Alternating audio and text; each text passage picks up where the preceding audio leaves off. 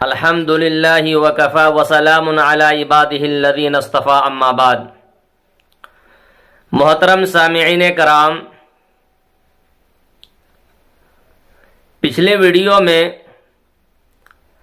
फितना गौहर शाही के बानी लानती रियाज अहमद की जन्म कुंडली और उसके मुताल्लिक कुछ बातें मैंने आपके सामने रखी थी और यहाँ तक मैंने बताया था कि पीरो मुरीद बनने के लिए किस किस तरह से उसने पापड़ बेला,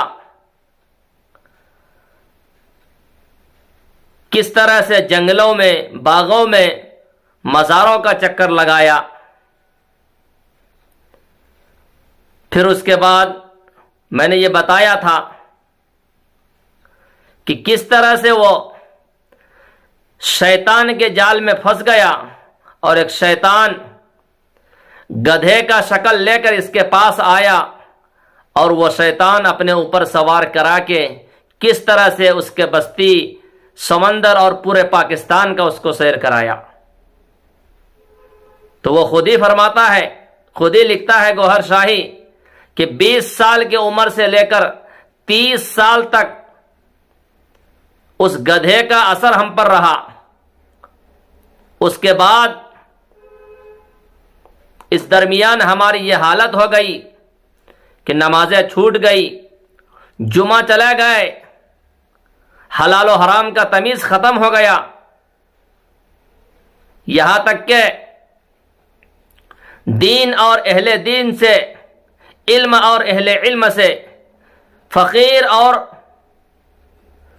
पीर मुरीदी से मुझे बुग़्ज़ और नफरत होने लगा। उसके बाद अपनी जिंदगी में मैं गुनाहों की तरफ बढ़ता हुआ चला गया। यहां तक कि मैंने शादी की, 3 बच्चे भी हुए। फिर कमाने के लिए हलाल और हराम की सारी तमीज़ें छोड़ दी। मक्कारी, अय्याशी, हर तरह के गुनाहों में मुलव्विस हो गया। मैंने सोचा चंद दिनों की ये जिंदगी है, जिंदगी खत्म हो जाएगी, क्यों ना बाकी बची हुई जिंदगी को ऐशो आराम के साथ पार कर ले। अलगर्ज उस माशरे में रहकर उसकी यह हालत हो गई।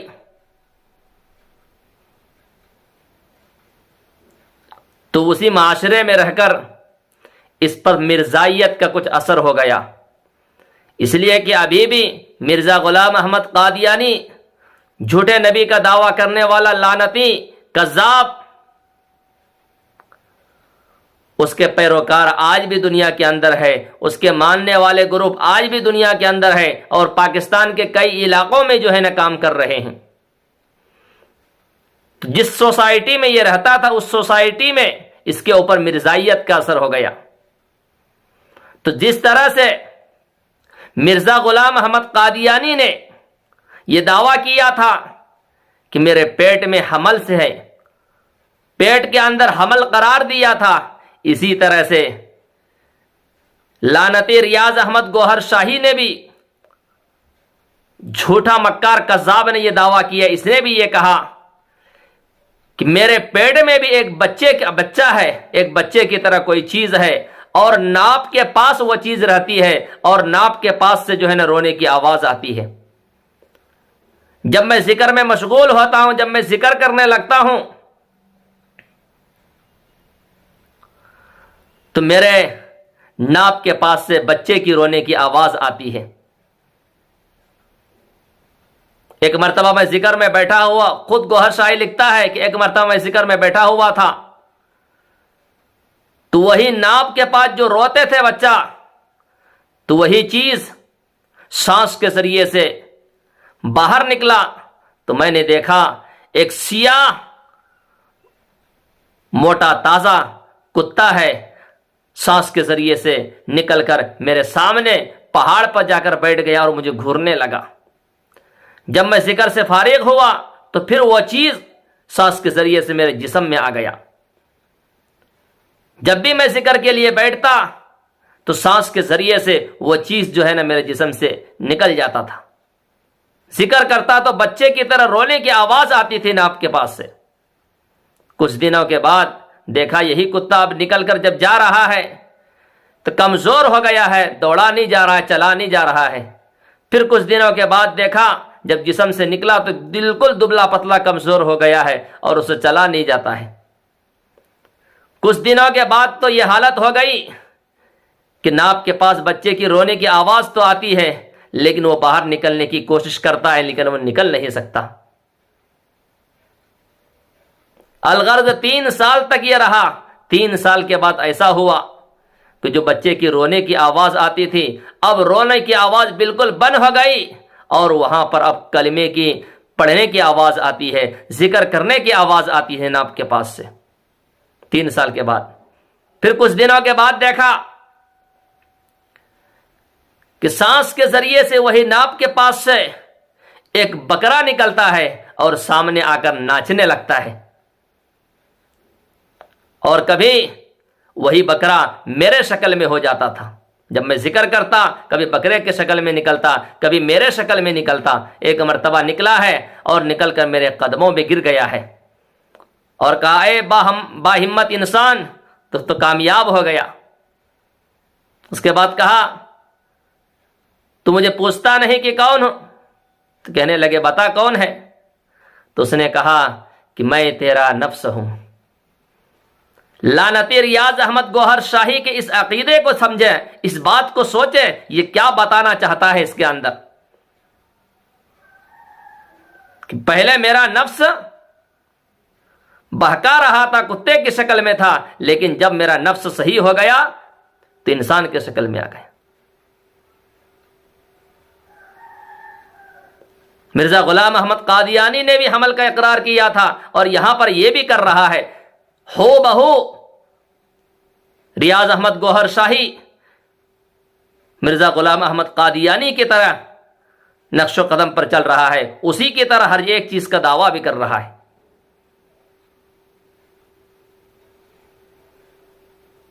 तो उसके बाद उसने कहा कि मैं तेरा नफ्स हूं और कहने लगे, मैं और मेरे मुर्शिद ने तुझे बहुत बहकाने की कोशिश किया लेकिन तेरे मुर्शिद ने तुझे बचा लिया। तो ये कहने लगा, मेरा मुर्शिद कौन? मैं तो बगैर पीरो मुर्शिद का जो है ना वली बना हूं, मेरा कोई मुर्शिद नहीं। कहने लगे, हां तेरा मुर्शिद वो है जिस साए से तुझे हिदायत मिली है, वही तेरा मुर्शिद है। एक मर्तबा पेशाब पत्थर पर किया तो उस पेशाब में जो इनको साया नजर आया।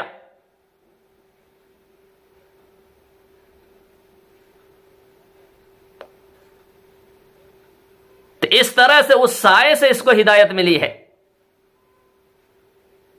अलगर्ज इस तरह से जो है ना लानती रियाज अहमद गौहर शाही ने अपना काम शुरू किया, लोगों को बहकाने में कोई कसर नहीं छोड़ा। उसके बाद इसने अपने मंसूबा को अमली जामा पहनाने के लिए सिंध के गैर तालीम याफ्ता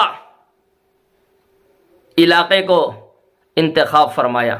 वह इलाका जो तालीम से दूर है, वह इलाका जो माली एतबार से कमज़ोर है, वह इलाका जो सैयद पर जान देने के लिए कुर्बान तैयार रहते हैं, सैयदों पर मर मिटने के लिए तैयार रहते हैं, ऐसे इलाके को इसने इंतखाब फरमाया, चुन लिया।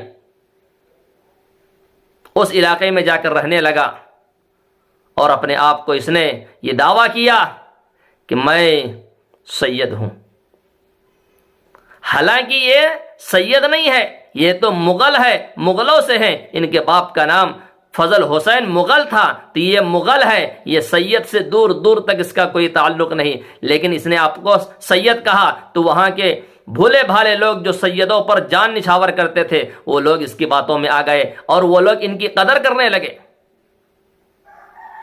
सैयद समझकर। तो हैदराबाद के करीब जामशोरो टेक्सटर बोरड के अकब में एक झोपड़ी डाली और उस झोपड़ी में ये रहकर जिक्र कल्बी और जिन भूत का काम शुरू कर दिया। लोग आते, जिन भूत को निकाला करते, जिक्र कल्बी जो है ना बताया करता। तो उसी झोपड़ी में तकरीबन 6 महीने रहा और काफी लोग, कमजोर अकीदे वाले लोग इसके पास आने लगे। जब सिपाहियों को, पुलिस के एहलकारों को मालूम हुआ, इसके ऊपर शक हुआ, तो उन्होंने करीब में एक दरख्त पर कैमरा लगा दिया। बगल में यूनिवर्सिटी, एक कॉलेज था, कॉलेज के तलबा भी इसके झोपड़ी में आने लगे, इसके जिक्र कल्बी में बैठने लगे, जिक्र कल्बी के मजलिस में। तो प्रिंसिपल जो था कॉलेज का, वो अलग अकीदे वाले थे, तो उसने इसकी झोपड़ी को उखाड़ दिया और वहां से भगा दिया। तो 6 महीने तक वहां रहा। 6 महीने के बाद उसकी झोपड़ी को, हालांकि ये कहता है, हकीकत यह है कि सिपाहियों से इसने कहा कि बच्चे खराब हो रहे हैं, उसके जाल में फंस रहे हैं। तो सिपाहियों ने आकर उसके झोपड़ी को तोड़ा है और उसके सामान को फेंका है। फिर अब वह यहां से निकलकर सरेकोट हैदराबाद चला गया। लेकिन इसके बारे में ये खुद ये कहता है, ये खुद गौहर शाही ये लिखता है कि मुझे अल्लाह के जानिब से हुक्म हुआ कि ये जगह छोड़कर हैदराबाद आ जाओ और यहां के मखलूक को फायदा पहुंचाओ। तो मैंने कहा, अगर मखलूक को फायदा पहुंचाना, हैदराबाद जाना है, तो रावलपिंडी जाने की इजाजत दे दे, ताकि वहां पर मैं अपने खाना के साथ रहूं, अपने परिवार के साथ रहूं, वहां पर भी मखलूक को फायदा उठाऊं। तो मुझे आवाज आई कि नहीं, हैदराबाद जाओ, अपने फैमिली को यहां पर बुला लो। तो मैंने कहा, अगर फैमिली साथ आएंगे तो उनके अखराजात के लिए मुझे काम काज करना पड़ेगा, उनकी ज़रूरियात के लिए मुझे काम काज करना पड़ेगा। तो मुझे आवाज़ आई, जो अल्लाह के काम के लिए हो जाता है, अल्लाह उसको ऐसी जगह से रिज़्क़ अता फरमाता है कि उसका वो हमें गुमान भी नहीं होता। तो मेरी फैमिली आए तो अल्लाह ने मुझे मेरी मदद की। गौहर शाही खुद ये लिखता है। हालांकि हकीकत यह है कि उसकी झोपड़ी को उखाड़ दिया गया, खत्म कर दिया गया, वहां से उसको भगा दिया गया। तो वहां से भागकर वो सरेकोट हैदराबाद पहुंचा है। अब यहां पर जब यह पहुंचा है तो यहां पर भी इसके मुतक़िदीन, सहून से वाकिफियत रखने वाले लोग इसके पास आ गए और वहां पर भी लोगों का चर्चा होने लगा। और जब इसका चर्चा, जिक्र कल्बी का, इसकी रूहानियत का चर्चा बाजारों में,